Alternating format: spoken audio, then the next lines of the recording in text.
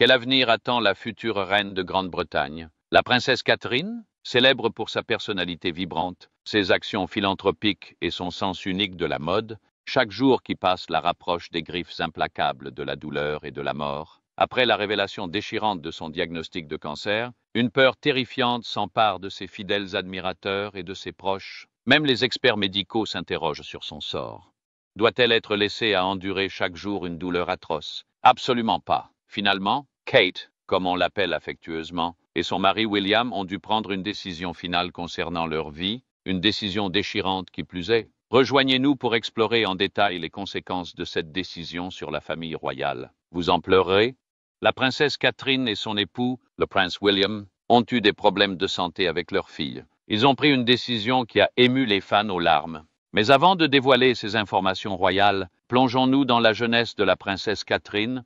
Catherine Elizabeth Middleton est née dans une famille de la haute bourgeoisie le 9 janvier 1982 à l'hôpital Royal Berkshire de Reading. Elle a été baptisée à l'église St. Andrews de Bradfield. Le 20 juin 1982, ses parents, Michael Middleton et Carol, étaient respectivement agents de bord et hôtesse de l'air chez British Airways. Elle est l'aînée de leurs 3 enfants. Elle a une sœur cadette, Philippa, et un frère cadet, James. Catherine n'était pas la première de sa lignée à fréquenter la maison royale.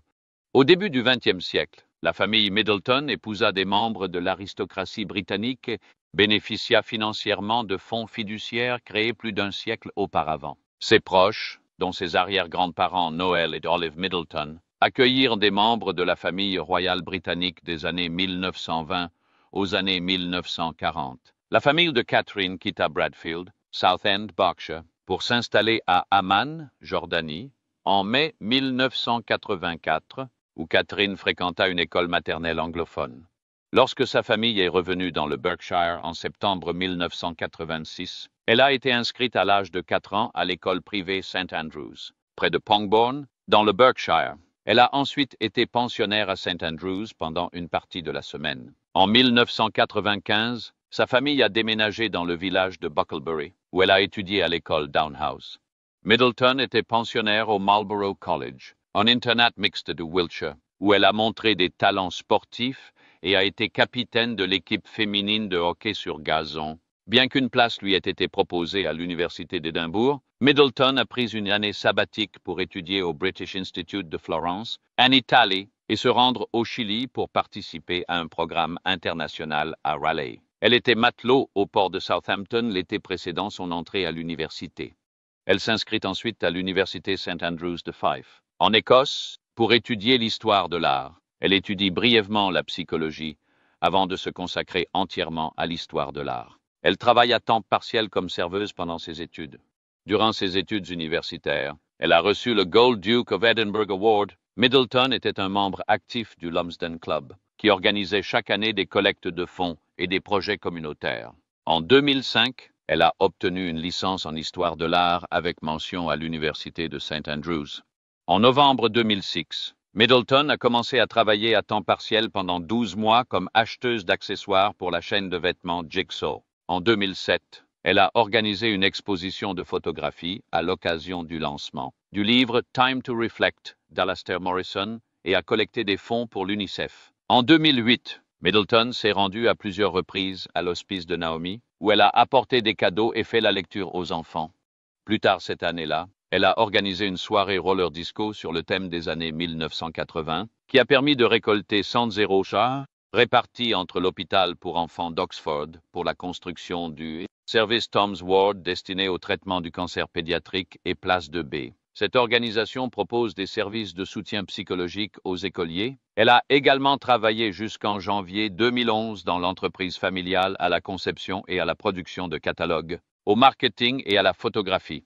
Alors qu'elle travaillait pour l'entreprise, elle a lancé la marque Junior pour les tout-petits. Elle a commencé à collaborer avec la fondation Starlight pour l'enfance, qui vient en aide aux jeunes malades en phase terminale en leur fournissant des articles de fête. Middleton a également participé à l'organisation du Boodles Boxing Ball, qui a permis de récolter des fonds pour l'association. Avant son mariage, elle vivait avec sa sœur dans un appartement appartenant à ses parents à Chelsea. À Londres, le prince William a-t-il choisi Catherine ou s'agissait-il d'un mariage forcé? Continuez à regarder pour le savoir. Vie personnelle et mariage de Catherine en 2001. Middleton a rencontré le prince William alors qu'ils étaient étudiants à St. Salvatore's Hall de l'université de St. Andrews. Elle aurait attiré l'attention de William lors d'un défilé de mode caritatif à l'université en 2002, lorsqu'elle est apparue sur scène vêtue d'une robe en dentelle transparente. Le couple a commencé à se fréquenter en 2003. Durant leur deuxième année, Middleton a partagé un appartement avec William et deux autres amis de 2003 à 2005. Ils résidaient tous deux à Balgove House, dans le quartier de Strathyrum, avec deux colocataires. En 2004, le couple s'est brièvement séparé avant de renouer leur relation. Après l'obtention de son diplôme, Middleton et sa famille ont été scrutés de près par la presse People. Elle a assisté à la cérémonie de remise des diplômes de William à l'Académie royale militaire de Sandhurst en décembre 2006. Ils ont mis fin à leur relation en avril 2007. Elle et sa famille ont assisté au concert en l'honneur de Diana en juillet 2007, où elle et William étaient assis à deux rangs l'un de l'autre. Mais plus tard, leur relation s'est ravivée. En mai 2008, Middleton a assisté au mariage de Peter Phillips, cousin de William, avec Autumn Kelly à Williamstead, et a rencontré la reine Élisabeth II pour la première fois. Middleton a également assisté à la procession de l'Ordre de la Jarretière au château de Windsor en juin 2008, où William a été fait chevalier royal de la Jarretière. En juillet 2008, elle était l'invitée du mariage de Lady Rose Windsor et de George Gilman, alors que William était en mission militaire dans les Caraïbes. À bord du HMS Iron Duke, Middleton et William se sont fiancés en octobre 2010 dans un chalet alpin isolé du mont Kenya, lors d'un voyage de 10 jours à la réserve faunique de l'UA pour célébrer la réussite de ce dernier au cours de recherche et sauvetage en hélicoptère de la RAF. Clarence House a annoncé leur fiançailles le 16 novembre 2010. William lui offrit la bague de fiançailles ayant appartenu à sa mère, Diana, princesse de Galles. Middleton fut baptisé enfant et décida d'être confirmé dans l'Église d'Angleterre avant son mariage. La cérémonie de confirmation fut célébrée le 10 mars au palais St. James par l'évêque de Cambridge, en présence de sa famille et de William. Le couple s'est marié le 29 avril 2011 à l'abbaye de Westminster. Cette date coïncidait avec la fête de la Sainte Catherine, qui a également été déclarée jour férié au Royaume-Uni. Selon les estimations, l'audience mondiale du mariage s'élevait à environ 300 millions de personnes, voire plus, et 26 millions de personnes ont suivi l'événement en direct rien qu'en Grande-Bretagne. Sarah Burton a conçu sa robe de mariée chez Alexander McQueen. Ce fut un jour mémorable pour les Britanniques. Catherine prit le titre de Son Altesse royale, la duchesse de Cambridge. Le couple reçut en cadeau de mariage de la reine la maison de campagne d'Anmere Hall. Située dans le domaine de Sandringham, après leur mariage en 2011, le couple fit de Nottingham Cottage leur résidence londonienne.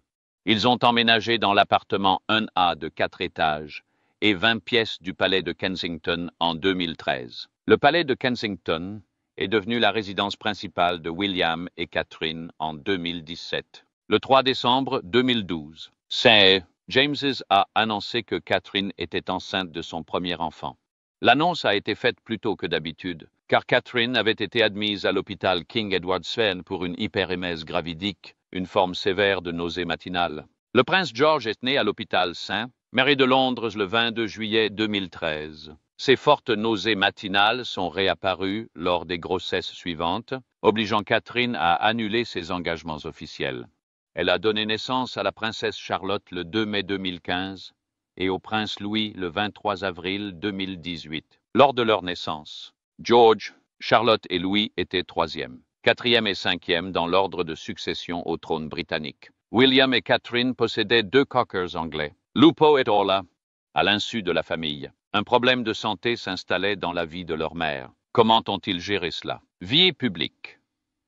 La première apparition publique de Middleton et William après l'annonce de leur fiançailles en novembre 2010 a eu lieu lors d'une collecte de fonds organisée par le Teenage Cancer Trust en décembre 2010. Elle a été officiellement introduite dans la vie publique en février 2011, lorsque le couple a assisté à une cérémonie de baptême d'un canot de sauvetage à trailleur dur près de leur domicile à Anglesey, au nord du pays de Galles.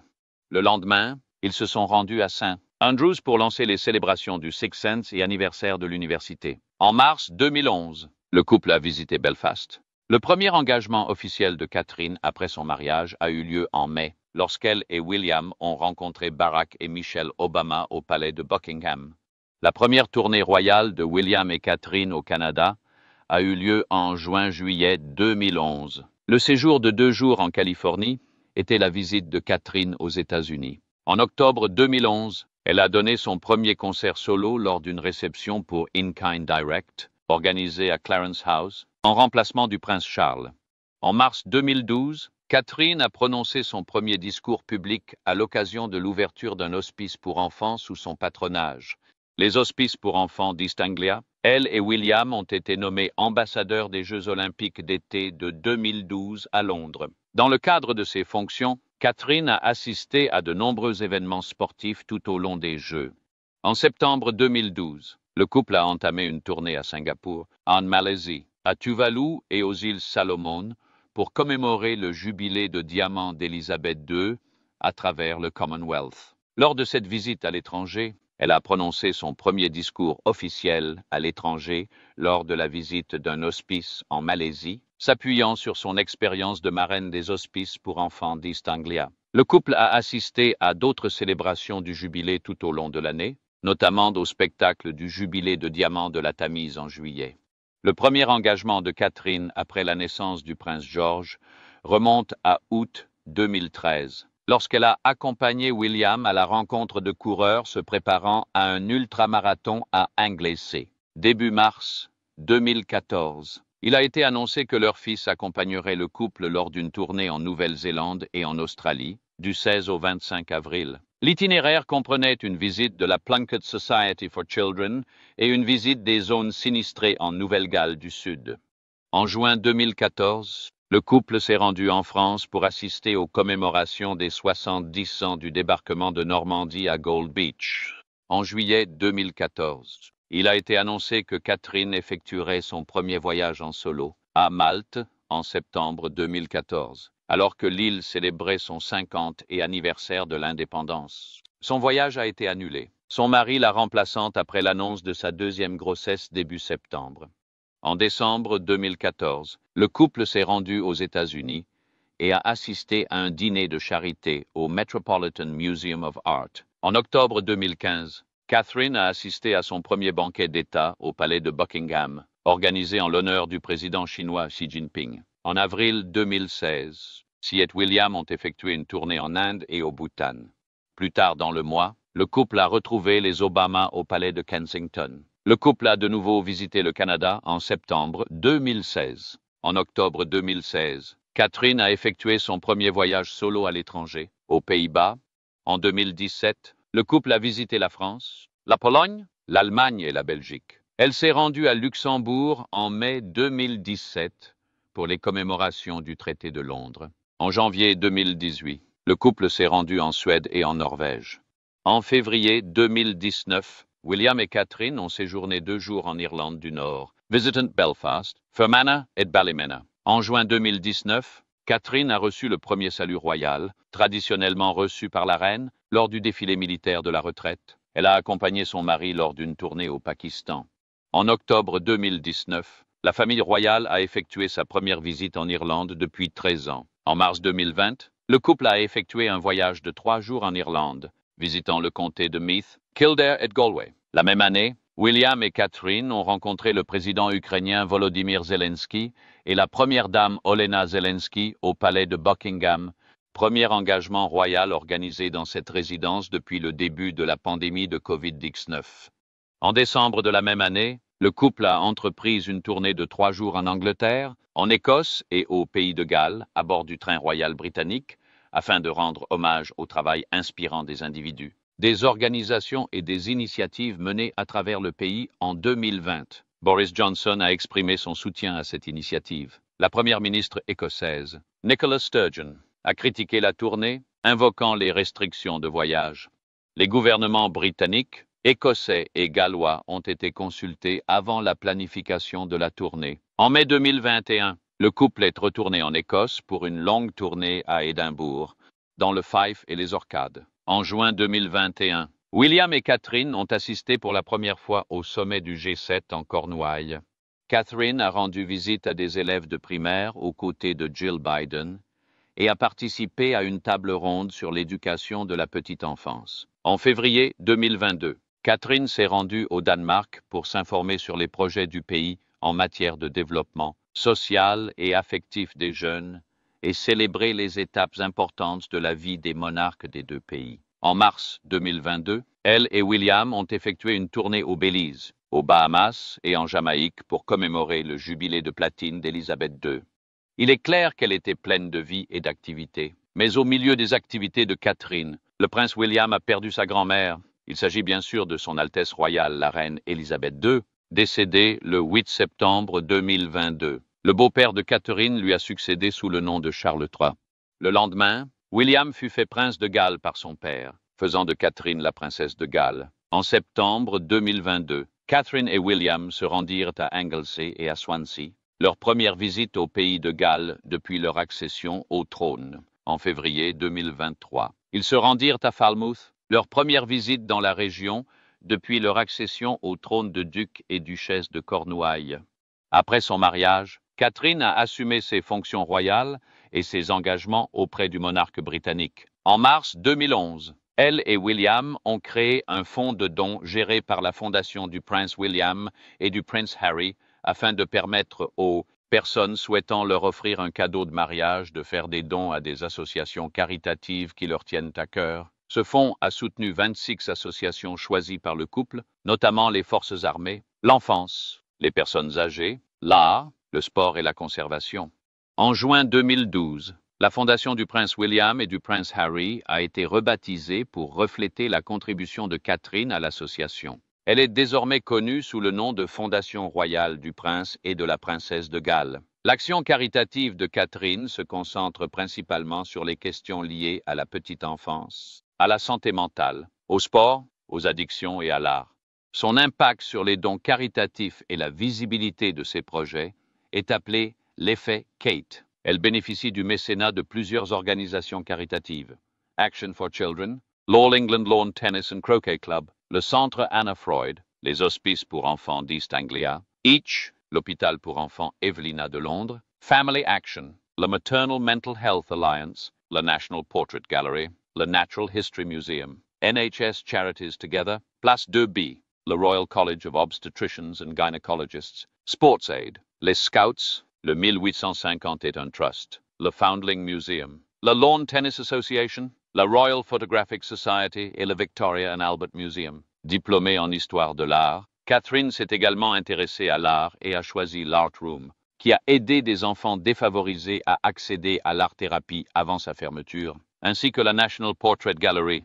Elle a acquis le patronage de la Lawn Tennis Association, de l'All England Lawn Tennis and Croquet Club, d'Action for Children et de la Royal Photographic Society, après le transfert de ces derniers par la reine Élisabeth II. En décembre 2015, elle a pris le patronage de la Royal Air Force Arcade pour les jeunes. Le duc d'Édimbourg, qui avait été le patron des cadets de la RAF pendant 63 ans, a été officiellement transféré lors d'une audience au palais de Buckingham. En 2019, elle est devenue la marraine du Foundling Museum, commémorant le Foundling Hospital.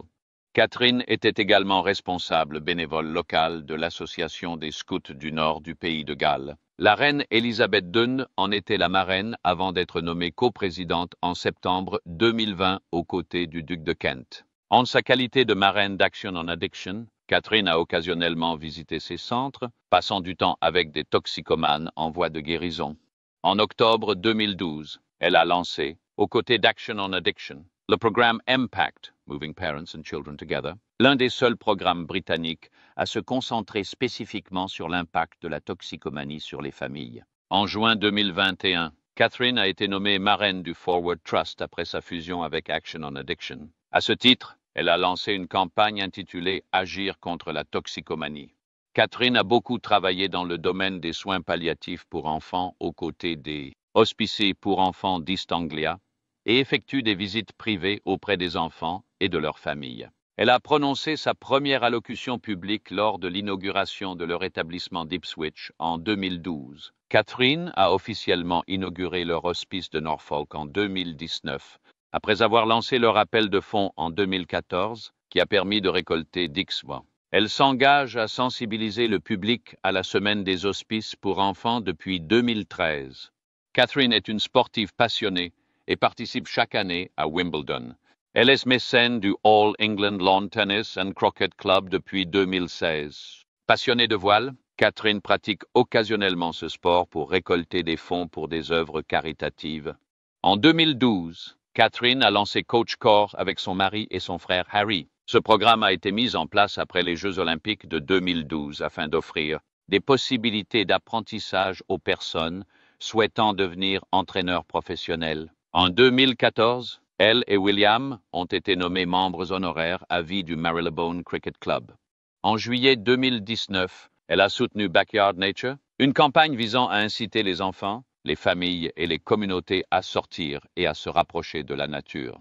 En août 2019, le couple a participé à la King's Cup Yachting Regatta afin de récolter des fonds pour 8 associations caritatives. En février 2022, elle est devenue marraine de la Rugby Football Union et de la Rugby Football League, 2 instances dirigeantes auparavant soutenues par son beau-frère, Harry.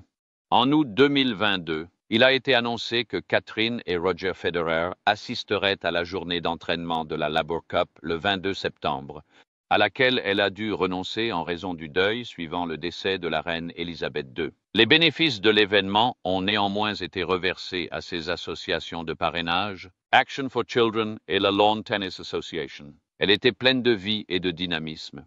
Personne ne savait qu'elle serait bientôt à l'abri des regards. Continuez à regarder pour découvrir pourquoi. La santé de Catherine.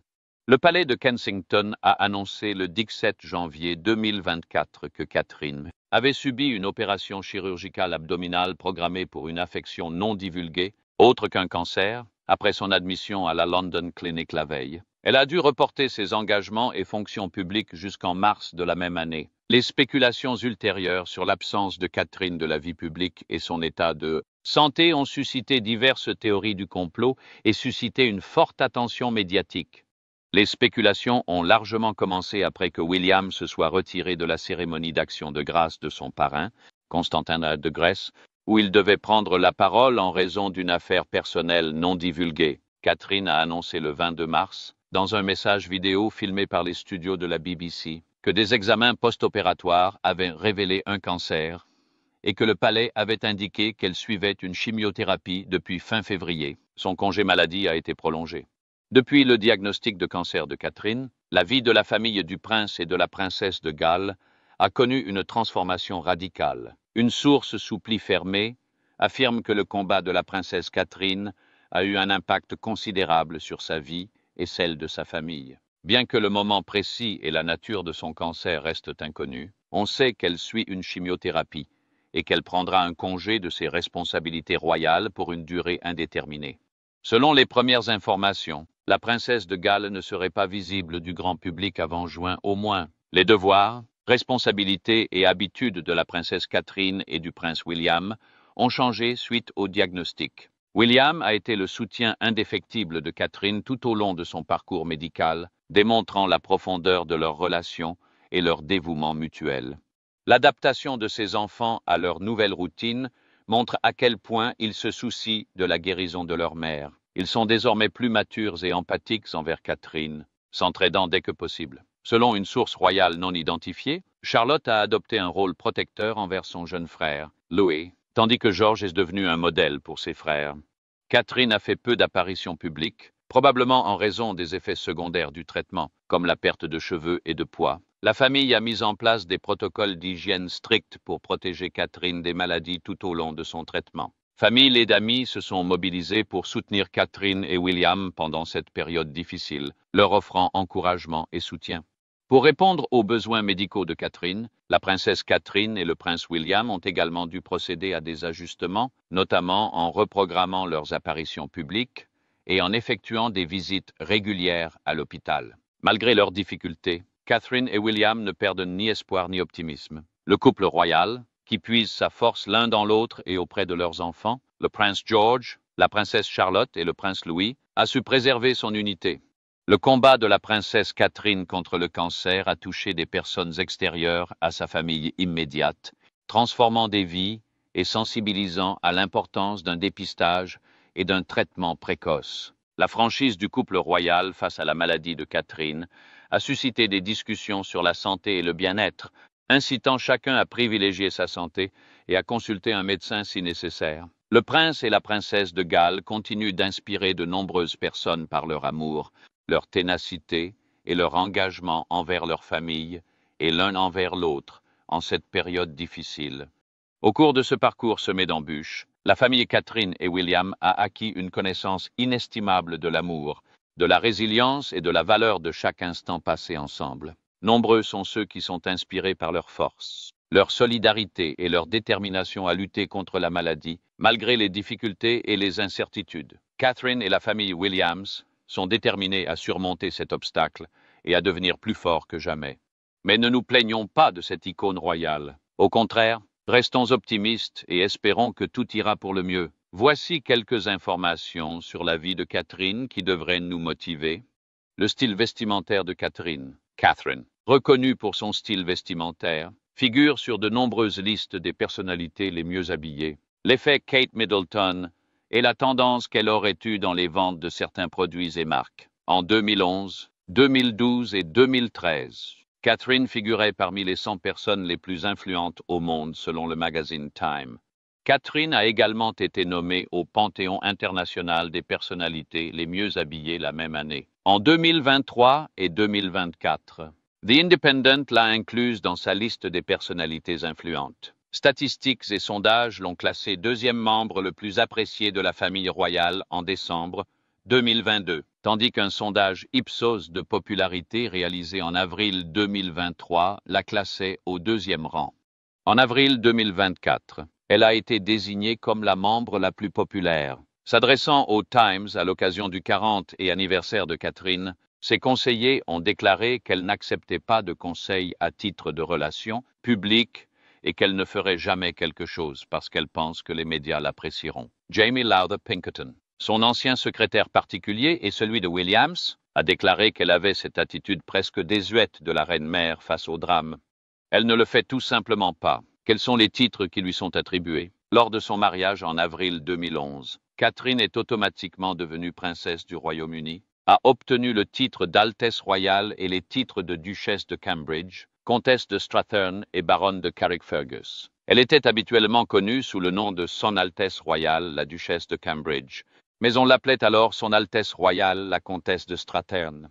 Lors de l'accession au trône de son beau-père, le 8 septembre 2022, Catherine devint également duchesse de Cornouailles et duchesse de Rothesay. Ainsi, elle fut brièvement surnommée Son Altesse royale, la duchesse de Cornouailles et de Cambridge. Le 9 septembre 2022, le roi annonça la nomination de Williams comme prince de Galles et comte de Chester, faisant ainsi de Catherine princesse de Galles et comtesse de Chester.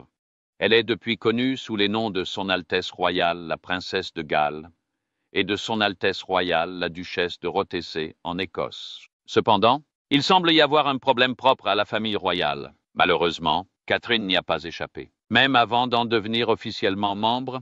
Et quel est ce problème? La presse, controverse avec la presse. La mort de Diana, princesse de Galles, poursuivie par des paparazzis en août 1997, a depuis influencé l'attitude de son fils aîné William envers les médias. Catherine et William ont souvent demandé que leur vie privée soit respectée en dehors de leurs heures de service.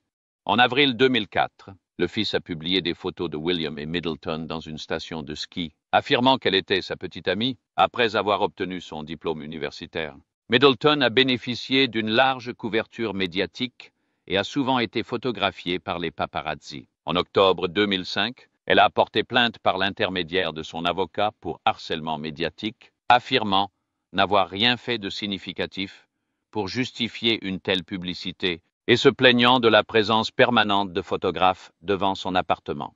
L'ancien attaché de presse royale, Dickie Arbiter, a déclaré que le traitement réservé à la presse par Middleton rappelait l'expérience tumultueuse de Diana durant les premières années de son mariage. Entre 2005 et 2006, le téléphone de Middleton a été piraté 155 fois, selon Clive Goodman, ancien rédacteur en chef de News of the World, impliqué dans un scandale de piratage téléphonique par le journal qui ciblait la famille royale. En 2005, Après que Middleton eut été poursuivie par des paparazzis alors qu'elle se rendait à une interview, William l'a consultée, elle et son père.